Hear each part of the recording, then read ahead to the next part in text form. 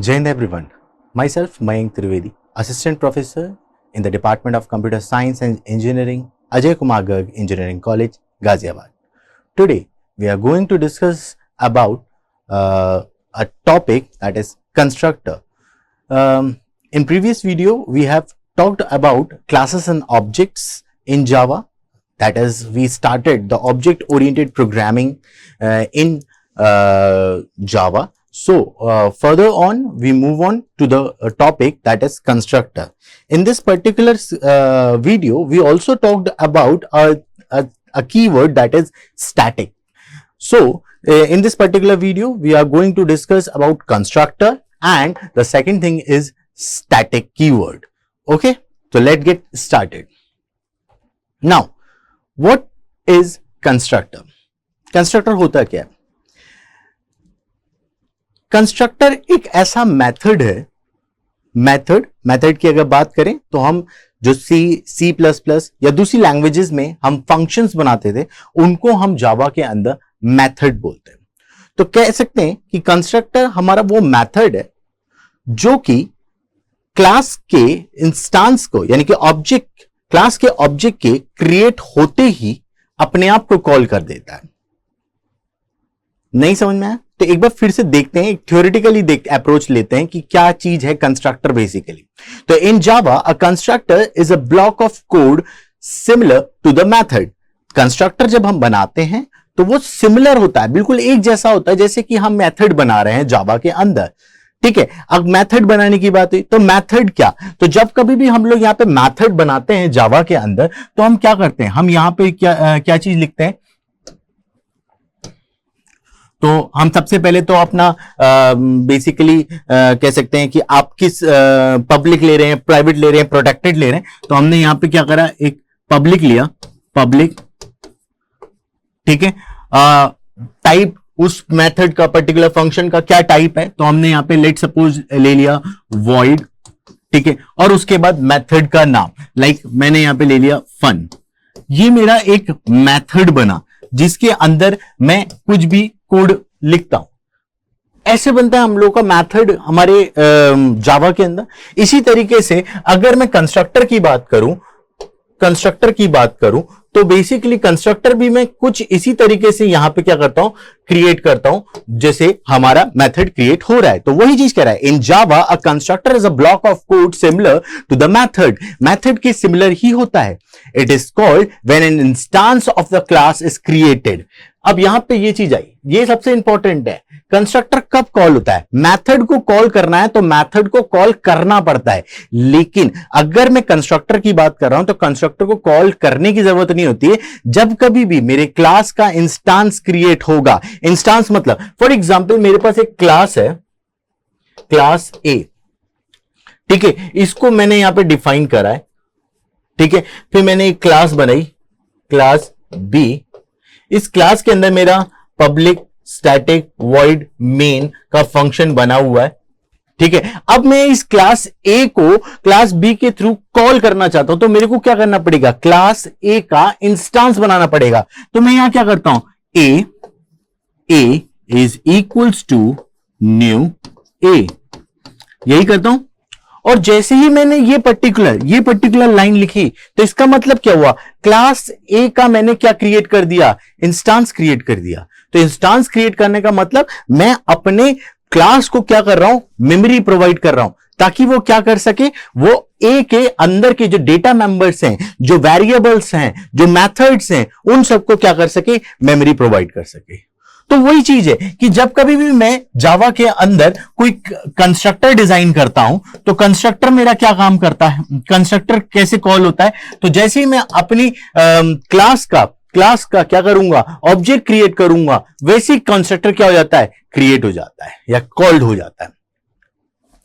That is eight the time of calling constructor, memory of the object is allocated in the memory. जैसे ही मैं call करूंगा, मेरे constructor को call करूंगा, यानी कि ऑब्जेक्ट क्रिएट करूंगा, वैसे ही क्या होगा, कंस्ट्रक्टर को मेमोरी क्या होगी, प्रोवाइड हो जाएगी. ठीक है, it is a special type of method which is used to initialize the object. कई बार आपने देखा होगा, पहले हमारे पास जब स्टार्टिंग हुई थी टेक्नोलॉजी एडवांस्ड होने की, तो इनिशियली हम जावा के ऊपर ही काम कर रहे थे और हमने स्टार्टिंग इंट्रोडक्शन में भी पढ़ा कि जावा को क्यों बनाया गया। तो जावा को हम लोग मशीन को प्रोग्राम करने के लिए डिजाइन किया गया था कि मशीन हमारी जो है बहुत आराम से चल सके, हम लोग उस मशीन के ऊपर कोड कर सके, मशीन से अपना काम करवा सके, इसलिए हम लोगों ने जावा को डेवलप किया था। ठीक है, तो इनिशियल डेज में जब मोबाइल आए थे तो जो हमारे मोबाइल थे वो कौन से होते थे, जावा इनबिल्ट होते थे, उसके अंदर जावा होती थी। तो कई बार आप देखते होंगे जब आप गेम खेलने जाते थे तो जैसे ही आपने गेम के ऊपर क्लिक किया तो सबसे पहले क्या होता था, एक लोगो बन के आता था जिसके ऊपर एक कह सकते हो कि लाइक एरो आकर के गिरता था, तो वो चीज थी।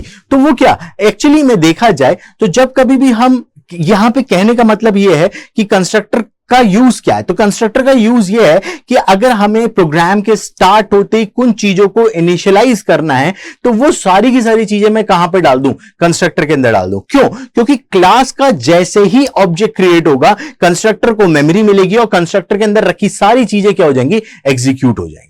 ठीक है, तो वो चीज जो सबसे पहले एग्जीक्यूशन में लेकर के आनी है वो सारी की सारी चीज को मैं क्या करूंगा, कंस्ट्रक्टर के अंदर डाल दूंगा। ठीक, every time an object is created with the new keyword at least one constructor is called। जितनी बार मैं अपने क्लास का ऑब्जेक्ट डिजाइन करूंगा by using the new keyword, ये हम सब जानते हैं कि भाई विदाउट एनी न्यू कीवर्ड मैं अपने क्लास का ऑब्जेक्ट क्रिएट नहीं कर सकता। तो जब कभी भी मैं न्यू कीवर्ड का यूज करूंगा और न्यू कीवर्ड का यूज करके मैं ऑब्जेक्ट क्रिएट करूंगा उतनी बार एक ना एक कंस्ट्रक्टर क्या होगा, कॉल हो जाएगा। ठीक है, it is a default constructor if there is no constructor available in the class. ठीक, मतलब अगर लेट सपोज, अब बात ये होती है कि जैसी ऑब्जेक्ट क्रिएट होगा वैसी कंस्ट्रक्टर कॉल हो जाएगा। अब मान लो लेट सपोज कंस्ट्रक्टर नहीं है, तो जावा के अंदर क्या होता है, अगर आपके प्रोग्राम के अंदर आपने कंस्ट्रक्टर नहीं रखा है तो भी एक कंस्ट्रक्टर कॉल होता है और उस कंस्ट्रक्टर को मैं बोलता हूं डिफॉल्ट कंस्ट्रक्टर। अगर कोई कंस्ट्रक्टर आपने डिजाइन किया है, बनाया है, तो बाय डिफॉल्ट वही आएगा। लेकिन अगर आप नहीं बनाया है तो इसका मतलब क्या होगा कि कंस्ट्रक्टर क्या होगा, बाय डिफॉल्ट कंस्ट्रक्टर जो सिस्टम खुद डिजाइन कर रहा है वो आपका कॉल हो जाएगा। In such cases Java compiler provide a default constructor by default, लिखा हुआ है यहां पे। इन सच केसेस, उस केसेस में हम क्या करते हैं, डिफॉल्ट कंस्ट्रक्टर को बाय डिफॉल्ट कॉल करते हैं। ठीक है, अब कंस्ट्रक्टर की बात करें तो कंस्ट्रक्टर हमारे पास दो टाइप के मिलते हैं। कौन कौन से? Constructor with no argument and constructor with parameterized. ठीक, अगर मैं फंक्शन की यानी कि मेथड की भी बात करूं तो मेथड भी जावा के अंदर दो टाइप के मिलते हैं। या फंक्शंस की अगर मैं बात करूं जो C++ में आप में पढ़ के आ रहे हो, वहां पे अगर मैं फंक्शंस की बात करूं तो वहां पे भी मेरे को दो टाइप के फंक्शंस मिलते हैं, with argument and without argument. इसी तरीके से यहां पे भी हम लोग को दो टाइप के कंस्ट्रक्टर मिलते हैं, दैट इज विद आर्ग्यूमेंट और विदाउट आर्ग्यूमेंट, या नो आर्ग्यूमेंट और पैरामीटराइज्ड कंस्ट्रक्टर। ठीक है, एक बहुत खास बात है नोट की अगर बात करें तो क्या है, it is called constructor because it construct the value eight the time of object creation. अगर मैं बात करूं तो कंस्ट्रक्टर को नाम कंस्ट्रक्टर क्यों दिया गया? कंस्ट्रक्टर को अगर हम बाय डिफॉल्ट, अगर मेरे को नहीं पता है, मैं जावा नहीं जानता, मैं टेक्नोलॉजी नहीं जानता और मेरे सामने ये वर्ड आ जाता है कि कंस्ट्रक्टर, तब मैं क्या सोचता हूं? तो अगर मैं सबसे पहले अगर सिर्फ वर्ड ही वर्ड को देखूं तो उसका भी मीनिंग क्या है कि कंस्ट्रक्टर क्या है, ये वो कोई चीज होगी जो क्या कर रही है, बिल्ड हो रही है, बन रही है, जो कुछ बना रही है। और वही चीज यहां पे जावा के अंदर भी कंस्ट्रक्टर का काम होता है। क्या? It construct the value eight the time of object creation. जब कभी भी ऑब्जेक्ट क्रिएट होगा उस टाइम पे कंस्ट्रक्टर वैल्यू को क्या करता है, कंस्ट्रक्ट करता है, बनाता है। It is not necessary to write a constructor for a class. Class मतलब कंस्ट्रक्टर बनाने के लिए कोई क्लास बनाने की जरूरत नहीं है, क्लास के अंदर आप कंस्ट्रक्टर बना सकते हो। ऐसा नहीं है कि आपको एक कंस्ट्रक्टर बनाना है उसके लिए आपको बाय डिफॉल्ट क्लास बनानी पड़ेगी, ऐसा कुछ नहीं है। It is because the Java compiler create a default constructor if your class doesn't have any. अगर आपके क्लास के अंदर कोई कंस्ट्रक्टर नहीं है तो जावा का कंपाइलर बाय डिफॉल्ट क्या करता है, कंस्ट्रक्टर डिजाइन करता है, यह कंस्ट्रक्टर को बना देता है। ठीक है, चलो अब कंस्ट्रक्टर को बनाने के कुछ रूल्स हैं।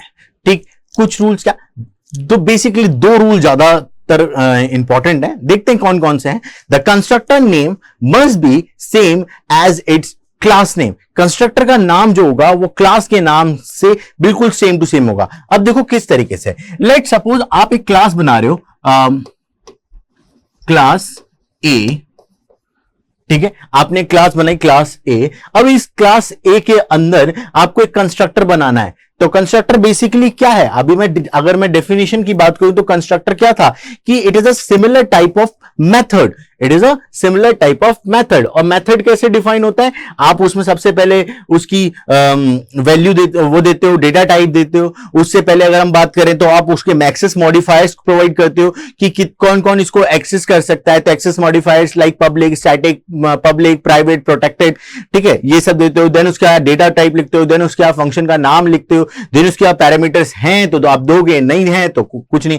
अब फंक्शंस के अंदर क्या था कि फंक्शंस का नाम दो तरीके के फंक्शंस थे, एक तो यूजर डिफाइंड फंक्शंस होते थे और एक हमारे लाइब्रेरी फंक्शंस होते थे, ठीक है। लेकिन यहां पे कंस्ट्रक्टर की बात करें तो ना तो यूजर डिफाइंड की बात हो रही है, ना यहां पे हम लाइब्रेरी फंक्शंस की कंस्ट्रक्टर की बात कर रहे हैं, यहां सिर्फ कंस्ट्रक्टर की बात कर रहे हैं। और कंस्ट्रक्टर एक मेथड है, ठीक है। अगर मैं यूजर डिफाइंड मेथड की बात करता हूं तो यूजर डिफाइंड मेथड में आप जो भी मन होता था आप वो नाम देते थे। लेकिन जब कभी भी आप जावा के अंदर कंस्ट्रक्टर डिजाइन करोगे तो आपको यह चीज सबसे ज्यादा इंपॉर्टेंटली सोचनी पड़ेगी या दिमाग में रखनी है कि जो मेरी क्लास है, अगर मैं उस क्लास का कोई कंस्ट्रक्टर बना रहा हूं तो जो मेरी क्लास का नाम है वही नाम मेरे कंस्ट्रक्टर का भी होना चाहिए। तो यानी कि अगर मैंने क्लास ए बनाई है तो इसके कंस्ट्रक्टर का नाम भी क्या होगा, ए।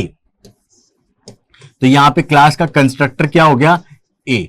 तो ये बन गई मेरी पूरी क्लास, ठीक है, क्लास ए। देन उसके बाद उसके अंदर एक constructor that is a constructor, and then उसके बाद जो भी आपको उसके अंदर काम करना है वो काम आप यहां पे करेंगे, ठीक है। दूसरी चीज क्या होती है, a constructor must have no explicit return type.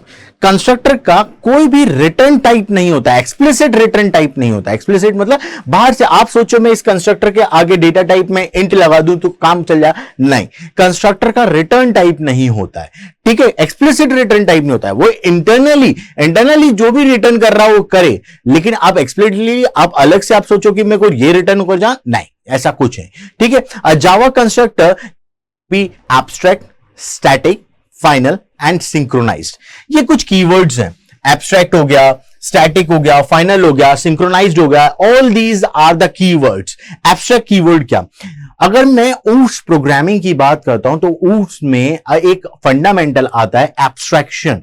Abstraction क्या था, मैंने आपको बताया था कि एब्स्ट्रैक्शन होता है डेटा हाइडिंग। अगर मेरे को इंप्लीमेंटेशन डिटेल्स को हाइड करना है, ठीक है, या फंक्शनैलिटी को हाइड करना है तो उस केस में मैं क्या करता हूं, एब्स्ट्रैक्शन का यूज करता हूं। और एब्स्ट्रैक्शन को परफॉर्म करने के लिए मैं एक कीवर्ड का यूज करता हूं, दैट इज एब्स्ट्रैक्ट कीवर्ड, ठीक है। दूसरी चीज आती है स्टैटिक। स्टैटिक क्या, अगर मैं C++ की बात करूं तो वहां पे भी आप क्या करते थे, स्टैटिक कीवर्ड का यूज करते थे। और स्टैटिक कीवर्ड क्या करता था, वैल्यू को होल्ड कर लेता था, ठीक है। जैसे ही कोई वैल्यू अपडेट होती थी तो अपडेटेड वैल्यू को होल्ड कर लेगा। उसमें क्या होता था कि ये स्टैटिक कीवर्ड क्या करता था कि let suppose i is equals to, static की बात चल रही है ना, static i is equals to 0, ठीक है। आपने पूरा फंक्शन निपटाया, आप वापस ऊपर आए, यहां पे आपने आकर के आपने क्या कर दिया था, i++ कर दिया था। अब वापस आए और इसी पोजीशन पे पहुंचे। अगर स्टैटिक का यूज नहीं हो रहा है, स्टैटिक का यूज नहीं हो रहा है तो ये वापस से क्या होगा, यहां से आकर के यहां जब पहुंची तो i++ की वैल्यू क्या हो गई, प्लस करती i की वैल्यू क्या हो गई, 1 हो गई, क्योंकि i++ हुआ है तो 1 हो गई। लेकिन अगर स्टैटिक नहीं लगा है तो क्या होगा, जैसे ही आप वापस से इस पर्टिकुलर लोकेशन पे पहुंचोगे i की वैल्यू दोबारा से क्या हो जाएगी, 0, क्योंकि ये दोबारा से इनिशियलाइज हो गया। लेकिन अगर इस वेरिएबल को i वेरिएबल को मैंने अगर स्टैटिक कर दिया तो इसका मतलब क्या हुआ कि जैसे ही मैं परफॉर्म करके यहां पहुंचा मेरी i की वैल्यू क्या हुई, 1 हुई, अपडेट हो गई। लेकिन स्टैटिक लगा था, इसकी वजह से i की वैल्यू क्या रहेगी, हमेशा 1 रहेगी, यहां पे 1 रहेगी। देन उसके बाद वापस से नीचे आया, i की वैल्यू 1 की जगह पे क्या हो गई, i की वैल्यू 1 की जगह पे क्या हो गई, 2, ठीक। तो वापस ऊपर जाऊंगा तो दोबारा से इनिशियलाइज नहीं होगी वैल्यू, जो अपडेटेड वैल्यू है वही रहेगी, दैट इज 2 रहेगी, ठीक। तो ये हो गया मेरा स्टैटिक कीवर्ड। देन उसके बाद आता है मेरे पास फाइनल कीवर्ड। फाइनल कीवर्ड क्या करता है, जो भी वेरिएबल की वैल्यू है उसको वो फाइनल कर देता है कि भाई यही वैल्यू रहेगी, इसके अलावा कुछ नहीं रहेगा, ठीक है। एंड देन उसके बाद सिंक्रोनाइज भी एक हमारा कीवर्ड है जो आगे चल करके हम लोग बात करेंगे, जो हमारा बेसिकली थ्रेड्स के अंदर काम आता है। थ्रेड्स, मल्टीपल थ्रेड्स चलाने हैं, मल्टीपल प्रोसेसेस करने हैं, तो उस टाइम पे हमें कई सारी थ्रेड्स को सिंक्रोनाइज करना पड़ता है। सिंक्रोनाइजेशन जो आपके मोबाइल में कई बार दिखाई देता होगा, आपको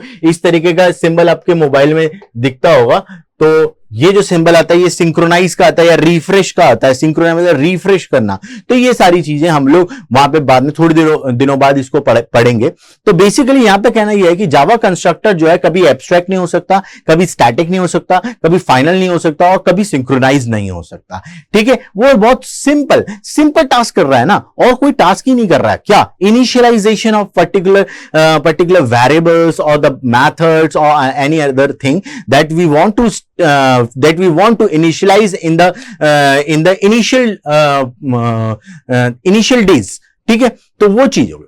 अब एक छोटा सा नोट है, we can use access modifier while declaring constructor. हम लोग कंस्ट्रक्टर को यूज करने से पहले क्या कर सकते हैं? डिक्लेयर कर सकते हैं क्या चीज? Access modifier, that is public, private, protected, ये सब चीजें हम लोग लिख सकते हैं। It controls the object creation. वो क्या कर रहा है भाई? एक्सेस मॉडिफायर अगर आपने लगा दिया तो वो क्या करेगा? हमारे ऑब्जेक्ट क्रिएशन को कंट्रोल करेगा। दूसरी भाषा में अगर बात करें तो we can have private, protected, public, default constructor in Java. हमारे पास डिफरेंट टाइप के कंस्ट्रक्टर जावा के अंदर अवेलेबल होते हैं। अब बात करते हैं जावा के कंस्ट्रक्टर्स के बारे में। तो there are two types of Java constructor, that is default constructor जिसके अंदर कोई आर्ग्यूमेंट नहीं होता है, और दूसरा होता है हमारा पैरामीटराइज कंस्ट्रक्टर जिसमें कोई ना कोई हम लोगों को क्या मिलेगी? वैल्यू मिलेगी। तो चलिए एक एग्जांपल लेते हैं, छोटा सा एग्जाम्पल की बात करते हैं। तो सबसे पहले एग्जाम्पल ले रहे हैं हम लोग यहां पे एक बाइक का एग्जाम्पल। ठीक है, तो हमने क्या करा? एक क्लास बनाई बाइक B1। ठीक है, बाइक 1। देन उसके बाद हमने क्या करा? ये जो लाइन लिखी है, ये क्या करा है? ये लाइन हम लोगों ने कंस्ट्रक्टर बनाया है। कैसे पता मेरे को कंस्ट्रक्टर बनाया? क्योंकि अगर आप देखोगे तो मैंने एक एग्जांपल लिया था। क्या? कि मैंने लेट सपोज एक क्लास बनाई, क्लास A। ठीक है, उस क्लास के अंदर मेरे को अगर कंस्ट्रक्टर डिजाइन करना है तो मैं क्या करूंगा? क्लास का जो नाम होगा वही सेम नाम मैं अपने कंस्ट्रक्टर का रखूंगा। यहां पे ये मैंने ब्रैकेट बनाया, एंड देन उसके बाद उसके अंदर मेरे को जो भी काम करना है वो मेरा क्या हो जाएगा? लिख दिया जाएगा। Like constructor created.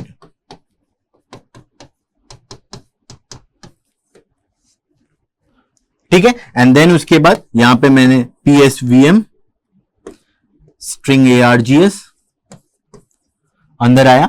अब अगर मेरे को इस कंस्ट्रक्टर को, इस पर्टिकुलर कंस्ट्रक्टर को अगर मेरे को कॉल करना है तो मुझे क्या करना पड़ेगा? अपनी इस क्लास का ऑब्जेक्ट क्रिएट करना पड़ेगा। तो मैंने क्या करा? A is equals to new A।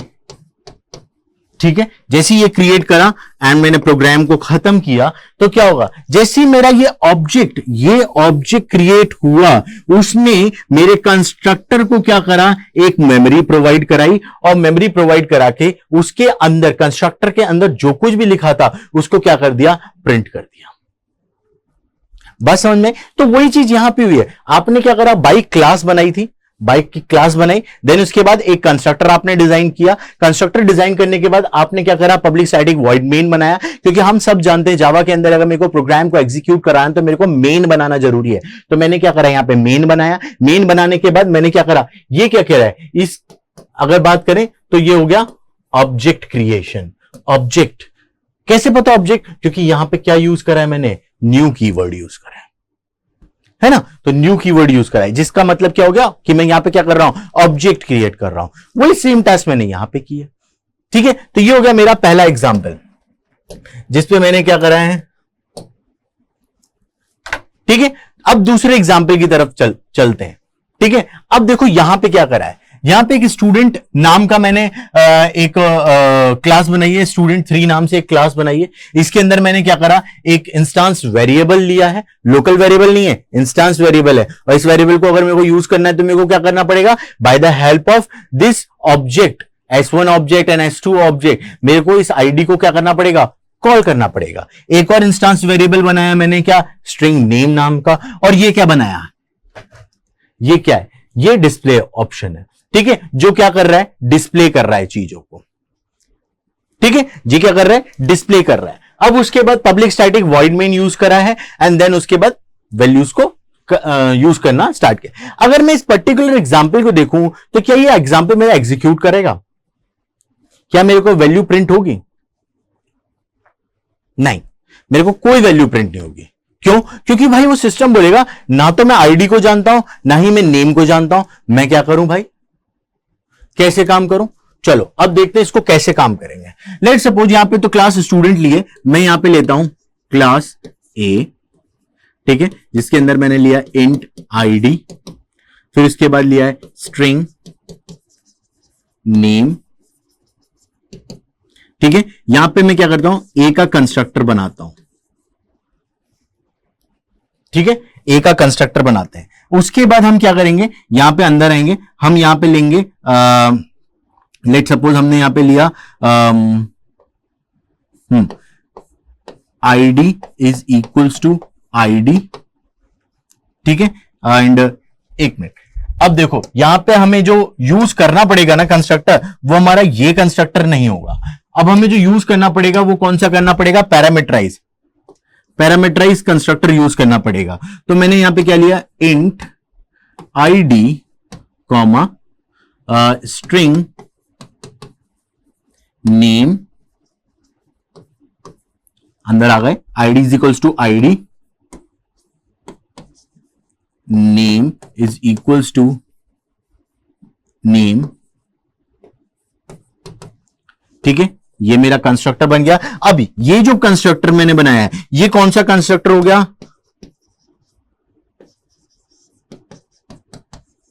Parameterised constructor. ये कौन सा कंस्ट्रक्टर हो गया, पैरामीटराइज्ड कंस्ट्रक्टर। तो मैंने यहां पे क्या करा, एक कंस्ट्रक्टर डिजाइन किया आई। अब ये कैसा कंस्ट्रक्टर है, पैरामीटराइज। पिछली बार जो बनाया था, यहां पे देखो इसके अंदर, इस कंस्ट्रक्टर के अंदर कोई वैल्यू आ रही है क्या, नहीं आ रही, लेकिन इस कंस्ट्रक्टर के अंदर क्या हो रहा है, वैल्यू आ रही है। मैं क्या कर रहा हूं, मैं ये वाला जो प्रोग्राम है ना, इस प्रोग्राम को फंक्शनल बना रहा हूं, और इस प्रोग्राम को फंक्शनल बनाने के लिए मेरे को क्या करना पड़ेगा, कंस्ट्रक्टर डिजाइन करना पड़ेगा। क्यों? क्योंकि भाई अगर मैं देखूं तो यहां से डिस्प्ले कॉल हो रहा है, यहां डिस्प्ले कॉल हो रहा है, ठीक है, डिस्प्ले में चले गए, क्योंकि भाई ऑब्जेक्ट का यूज करके डिस्प्ले को कॉल किया, डिस्प्ले में गए, और डिस्प्ले में जाने के बाद अगर आप देखो तो यहां क्या हो रहा है, आईडी और नेम प्रिंट हो रहा है। अब आईडी और नेम के बारे में तो उसको कुछ पता ही नहीं है ना, उनके पास कोई वैल्यू है, तो कैसे काम करेगा, नहीं कर सकता। तो मेरे को क्या करना पड़ेगा, वैल्यूज को इनिशियलाइज करना पड़ेगा। तो ये हो गया। देन उसके बाद यहां पे वॉइड डिस्प्ले, यानी कि ये वाली लाइन आ जाएगी, और ये वाली लाइन के बाद ये, एंड देन पूरा का पूरा प्रोग्राम। अब ये हुआ, ठीक है। अब यहां पे अगर वो s1 डॉट डिस्प्ले को ये लिखता है, s1 dot display 101 comma Raju, और s2 डॉट डिस्प्ले 102 राम, मतलब ये हो गया। इसके बाद कंस्ट्रक्टर बनाया, कंस्ट्रक्टर को हमने क्या करा, वैल्यू इनिशियलाइज कर दी कंस्ट्रक्टर के अंदर, ठीक है, कि नेम की वैल्यू आईडी की वैल्यू आईडी में चला जाए और नेम की वैल्यू नेम में चला जाए। यहां पे मैंने क्या करा, आपने दो ऑब्जेक्ट क्रिएट करें, s1 ऑब्जेक्ट क्रिएट करा, s2 ऑब्जेक्ट क्रिएट किया, उसके बाद s1 डॉट डिस्प्ले को कॉल करा, तो डिस्प्ले में मैंने क्या करा, दोनों वैल्यूज भेज दी। तो जैसे ही मैंने वैल्यू भेजी, वो वैल्यू कहां जाएगी, इसके अंदर आएगी और इसके अंदर आएगी। देन उसको इनिशियलाइज कर देगा आईडी और नेम के अंदर, और देन उसके बाद वो एग्जीक्यूट कर जाएगा, ठीक है। तो ये एक छोटे छोटे एग्जाम्पल हो गए जिसमें हम डिफॉल्ट कंस्ट्रक्टर की बात कर रहे हैं और दूसरी तरफ हम लोग पैरामीटराइज कंस्ट्रक्टर की बात कर रहे हैं। देखो एक और एग्जाम्पल, वही एग्जाम्पल जो अभी पिछली बार अभी हमने ये जो एग्जाम्पल देखा ना, ये वाला एग्जाम्पल देखा ना, इसी को हमने जो यहां पे समझा है उसी तरीके से हम लोग उसको वहां पे देख रहे हैं। तो देखो स्टूडेंट 4 नाम से बनाया था, यहां पे हमने स्टूडेंट 4 नाम से बनाया क्लास, ठीक है, नेम लिया, आईडी लिया, नेम लिया। यहां देखो ये क्या बनाया, ये बनाया मैंने कंस्ट्रक्टर। ये क्या बनाया मैंने, कंस्ट्रक्टर। इसके अंदर मैं क्या कर रहा हूं, आईडी और नेम, आई के अंदर जो वैल्यू आ रही है वो हो गया, नेम के अंदर जो वैल्यू आ रही है वो एन से आ रही है, ठीक है। यहां पे मैंने डिस्प्ले किया, यहां मैंने क्या करा, ऑब्जेक्ट बनाया, ऑब्जेक्ट के अंदर मैंने क्या करा है, 111 करण एंड 222 आर्यन, ये वैल्यूज डाली, और वैल्यूज डाल के मैंने डिस्प्ले को कॉल किया, आईडी और नेम की वैल्यू क्या हो जाएगी, प्रिंट हो जाएगी, ठीक है। आईडी और नेम की वैल्यू क्या हो जाएगी, प्रिंट हो जाएगी। तो अगर मैं आउटपुट की बात करूं तो इसका आउटपुट क्या आ रहा होगा, 111 करण एंड 222 आर्यन। ठीक है, क्लियर। चलो आगे बढ़ते हैं। अब हम बात करने जा रहे हैं यहां पे जावा स्टैटिक कीवर्ड के बारे में। हमारे कंस्ट्रक्टर का कॉन्सेप्ट क्लियर हुआ कि कंस्ट्रक्टर क्या होता है। कंस्ट्रक्टर एक तरीके का मेथड ही होता है जिसमें हम क्या करते हैं, वैल्यूज को इनिशियलाइज करने का काम करते हैं। हमारे पास कंस्ट्रक्टर दो टाइप के मिलेंगे, एक हो गया हमारा पैरामीटराइज कंस्ट्रक्टर और दूसरा हो गया हमारा पास कौन सा, नॉर्मल कंस्ट्रक्टर या फिर डिफॉल्ट कंस्ट्रक्टर, एक्सा कंस्ट्रक्टर जिसके अंदर कोई वैल्यू नहीं आती। और पैरामीटराइज कंस्ट्रक्टर में क्या होता है, वैल्यू अंदर आती है, इनिशियलाइज होती है एंड देन उसके बाद उसको हम यूज करते हैं। अगर मैं कंस्ट्रक्टर की बात करूं, जब कभी भी मैं अपने क्लास का ऑब्जेक्ट क्रिएट करूंगा, मेरे कंस्ट्रक्टर को मेमोरी मिलेगी और वो कॉल हो जाएगा। ठीक है, अब हम आगे बढ़ते हैं और अगली चीज हम लोग देखते हैं जावा के अंदर एक स्टैटिक कीवर्ड के बारे में। स्टैटिक कीवर्ड क्या होता है और स्टैटिक कीवर्ड किस तरीके से काम करता है। ठीक है, तो static keyword in Java is used for memory management mainly. हम लोग किसके लिए यूज कर रहे हैं स्टैटिक कीवर्ड का, मेमोरी को मैनेज करने के लिए। We can apply static keyword with variables। हम लोग वेरिएबल्स के साथ इसको यूज कर सकते हैं, हम लोग मेथड्स के साथ इसको यूज कर सकते हैं, हम लोग ब्लॉक्स के साथ यूज कर सकते हैं, हम लोग नेस्टेड क्लासेस के साथ यूज कर सकते हैं। ठीक है, these are the different areas where we can use the static keyword, but in constructor we do not use the static keyword। ठीक है, now the static keyword belong to the class then an instance of the class। पहले static keyword class से belong करता है, then उसके बाद class के instance से बिलोंग करता है। तो स्टैटिक क्या क्या हो सकता है, स्टैटिक वेरिएबल हो सकता है, स्टैटिक मेथड हो सकता है, स्टैटिक ब्लॉक हो सकता है और स्टैटिक एक नेस्टेड क्लास हो सकती है। चलो एक एक करके सबको सारी चीजों को देखते हैं। ठीक है, तो बेसिकली स्टैटिक वेरिएबल क्या होगा, तो स्टैटिक वेरिएबल वो वेरिएबल होगा that is used to refer to the common properties of all object. सभी ऑब्जेक्ट की कॉमन प्रॉपर्टीज को देखता है, which is not unique for each object। For example, the company name of employee, the college name of student। ठीक है, हम किस variable को स्टैटिक करें यहां पे वो बात चल रही। तो हम स्टैटिक उस वेरिएबल को करेंगे जो कि सारे के सारे लोगों के लिए कॉमन प्रॉपर्टीज को एक्वायर करता है। जैसे एम्प्लॉय, कंपनी, अब मैं मैं में काम करता हूं तो एकेजीसी के जितने भी एम्प्लॉइज हैं वो सबकी सब कंपनी का नाम या कॉलेज का नाम सबका क्या रहेगा, एकेजीसी। तो एकेजीसी वेरिएबल जिस वेरिएबल में जाएगा वो पर्टिकुलर यानी कि कॉलेज नेम, या आप सब जिस कॉलेज में पढ़ते हैं तो वो कॉलेज नेम क्या होगा, स्टैटिक होगा। क्यों, क्योंकि वो कभी चेंज नहीं हो रहा है। ठीक है, the static variable get memory only once in the class area at the time of class loading. जैसे ही मैं अपने क्लास को लोड करता हूं मेरे स्टैटिक वेरिएबल को तुरंत की तुरंत क्या हो जाती है, मेमोरी मिल जाती है। एडवांटेज क्या है स्टैटिक वेरिएबल का, it make your program more efficient. ये बहुत ज्यादा एफिशिएंट बना देता है, इट सेव्स मेमोरी। सो अभी तक अगर हम देखें तो यहां पे हमने स्टैटिक वेरिएबल के बारे में समझ लिया है कि स्टैटिक वेरिएबल को अगर हम स्टैटिक कर दे तो क्या होगा और किस तरीके से काम करेगा। तो अगर देखें तो यहां तक अभी हम आज की वीडियो को रखते हैं। इसके बाद जो अगली वीडियो होगी उसमें मैं स्टैटिक वेरिएबल के एग्जाम्पल के साथ स्टार्ट करूंगा और आगे बढ़ने की बात स्टार्ट करेंगे। Thanks a lot from my side. जय हिंद, जय भारत।